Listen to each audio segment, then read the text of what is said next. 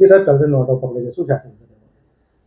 ગઈકાલે રાત્રે અમને ખાનગી રાહે બાતમી હકીકત મળેલ કે બોરવાડ નડિયાદ ટાઉન ખાતે રહેતા મોહમ્મદ શરીફ મલેક તથા તેનો મિત્ર અરબાઝ બંને સાથે મળી આરોપી મોહમ્મદ શરીફના કબજા ભોગવટાના મકાનમાં ભારતીય ચલણની બનાવટી નોટો બનાવી અને તેનો ઉપયોગ કરવા માટે સંગ્રહ કરેલ છે. જે બાતમી હકીકત આધારે પંચો સાથે બાતમીવાળી જગ્યાએ રેડ કરતા બંને આરોપીઓ મકાનમાં મળી આવેલ અને આરોપીના ઘરમાંથી કલર પ્રિન્ટર તથા ટોનર ઇંક તથા A4 સાઇઝના પેપર તથા પેપર કટર તથા આ સાધનોની મદદથી બનાવેલ ભારતીય ચલણની બનાવટી નોટો નંગ 500, 200 તથા 100ના દરની કુલ નોટો નંગ 328, જેની કિંમત 1,03,600 થાય છે.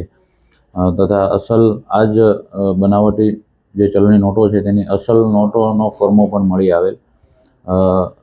જે મુદ્દામાલ મળી આવતા FSL તથા રાષ્ટ્રીયકૃત બેંકના અધિકારીને પણ સ્થળ પર બોલાવી નોટોની ચકાસણી કરેલ અને આ અનુસંધાને BNS એક્ટની અલગ અલગ કલમો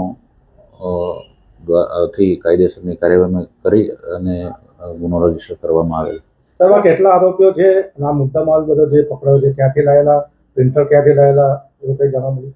બંને 2 આરોપીઓ પકડાયેલ છે, બંને મિત્રો છે અને આ પ્રિન્ટર એમણે YouTube ઉપર આ જે બનાવટી નોટો બનાવવાના વિડીયો જોઈ અને એ પ્રિન્ટર એમણે OLX ઉપરથી ઓનલાઈન મંગાવેલું છે અને જે પેપર્સ છે એ 70 એની થિકનેસ 70 mm GMS જેવી છે અને એની મદદથી એ લોકોએ YouTube ઉપર વિડીયો જોઈ અને આ નોટો બનાવેલ છે. કેટલા સમયથી ચાલતું?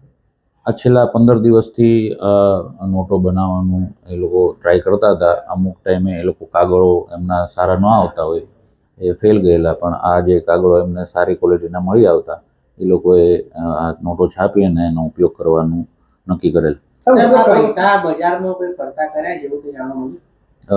હાલ સુધી એની તપાસમાં એવું જાણવા મળ્યું નથી. આરોપીની પૂછપરછ કરતા એ લોકો જણાવે છે કે પહેલી જ વખત અમે બનાવેલ છે અને પકડાઈ ગયેલ છે.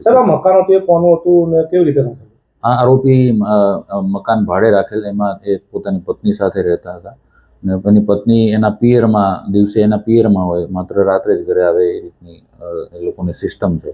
તો દિવસે આ લોકો જ્યારે પત્ની ઘરે ન હોય ત્યારે બંને ભેગા મળી અને આ નોટો છાપવાનો. કેટલા સમયથી આ નોટો કઈ જગ્યાએ આપવાના હતા એવું કંઈ જાણવા મળ્યું?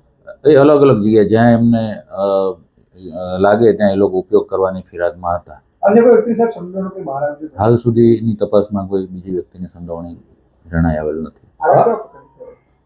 આગળ કેવા પ્રકારની કાર્યવાહી?